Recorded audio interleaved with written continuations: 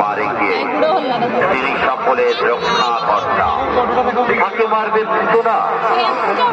কৃষ্ণ মনে মনে ভাবছে, পুতনা তুমি ভাবছ আমি বাচ্চা ছেলে, কিন্তু আমার কত ক্ষমতা তা তোমার কোনো ধারণা নেই। তুমি আজকে আমার হাতে বিনাশ হবে, তুমি তো সেটা জানো না পুতনা।